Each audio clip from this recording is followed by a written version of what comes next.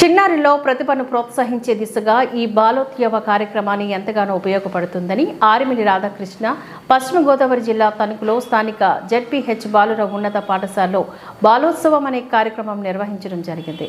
ఈ కార్యక్రమానికి ఎమ్మెల్యే ఆరిమిలి రాధాకృష్ణ విచ్చేశారు। ఆయన ఈ సందర్భంగా మాట్లాడుతూ పిల్లల అభ్యున్నతకై ఎక్కువ మార్కులు సాధించడమే పిల్లాడి ప్రతిభకు గీటిరాయి కావడం వల్ల మిగతా అంశాలకు ప్రాధాన్యతనివ్వడం లేదని, పిల్లల్లో సృజనాత్మకత తగ్గిపోయిందని, చిన్నారులోని జ్ఞాపక శక్తి, సృజనాత్మక ప్రతిభను ప్రోత్సహించాలన్నదే ఈ బాలోత్సవ కార్యక్రమం అని అన్నారు। మరియు ప్రైవేటు పాఠశాలకు దీటుగా ఇప్పుడున్న కూటమి ప్రభుత్వం నారా లోకేష్ బాబు ఏఐ టెక్నాలజీ ద్వారా కొత్తగా పిల్లలకి నేర్చుకోవడానికి అనేక రకాలైన సౌకర్యాలు కల్పిస్తూ ప్రభుత్వ స్కూళ్ళన్నీ ముందంజలో ఉండాలని మరియు పిల్లలు కూడా ముందంజలో బాగా చదువుకొని అభివృద్ధిలోకి రావడానికి గాను ఈ టెక్నాలజీ ఎంతగానో ఉపయోగపడుతుందని, పిల్లలు ఎక్కువ శాతం చదువుకొని అనే ఆ భావంలోని మునిగిపోయి బట్టి పట్టడం ద్వారా ముందుకు వెళ్తున్నారని, అలా కాకుండా ఈ ప్రభుత్వం పిల్లలకి జ్ఞాపక శక్తితో కూడినటువంటి అంశాలను, అనుభవాలను చదువుకోవడానికి నేర్పిస్తుందని, మరింత ప్రగతి పథంలో ముందుకు వెళ్ళడానికి ఈ ప్రభుత్వం ఎంతగానో ప్రజలకు ఉపయోగకరంగా నిలుస్తుందని అన్నారు।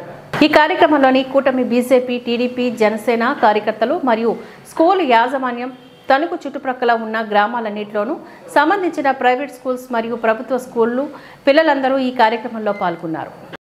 వివిధ ప్రతిభా పాఠవాలను వెలుగు తీసే విధంగా, వారిని భవిష్యత్తుకి బాటలు చూపే విధంగా ఈ కార్యక్రమాన్ని నిర్వహించడం చాలా అభినందనీయమని సందర్భంగా తెలియజేస్తున్నాం। ముఖ్యంగా ఈ బాలోత్సవం కార్యక్రమంలో సాంస్కృతిక కార్యక్రమాలతో పాటుగా ప్రతిభ సంబంధించినటువంటి కార్యక్రమాలు వివిధ కేటగిరీస్లో నిర్వహిస్తూ దాదాపు 2600 మంది స్టూడెంట్స్ పాల్గొనడం అంటే ఇంత పెద్ద ఈవెంట్ ఒకే చోట నిర్వహించుకోవడం చాలా సంతోషమని సందర్భంగా తెలియజేసుకుంటున్నాను। అది మన తణుకు జిల్లా పరిషత్ హై స్కూల్ వేదికగా ఉండటం మరీ సంతోషమని సందర్భంగా తెలియజేసుకుంటున్నాను। ఈరోజు ముఖ్యంగా టెక్నాలజీ పెరుగుతున్నటువంటి దశలో టెక్నాలజీ ప్రభావితం చాలా ఎక్కువగా ఉంటుంది।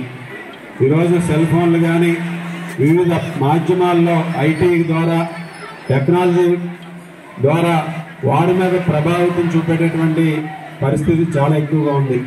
అటువంటి పరిస్థితి నుంచి మళ్ళా ఇటువంటి కార్యక్రమాలు నిర్వహిస్తూ వారిలో ఒక చైతన్యం తీసుకొచ్చే విధంగా కేవలం టెక్నాలజీయే కాదు, ఇటువంటి కార్యక్రమాల ద్వారా వారిలో ఉన్నటువంటి నైపుణ్యత పెరిగే విధంగా, వారిలో ఉన్నటువంటి ఆలోచన ధోరణి మారే విధంగా ఈ కార్యక్రమం తప్పనిసరిగా ఉపయోగపడుతుందనడంలో ఎటువంటి సందేహం లేదు।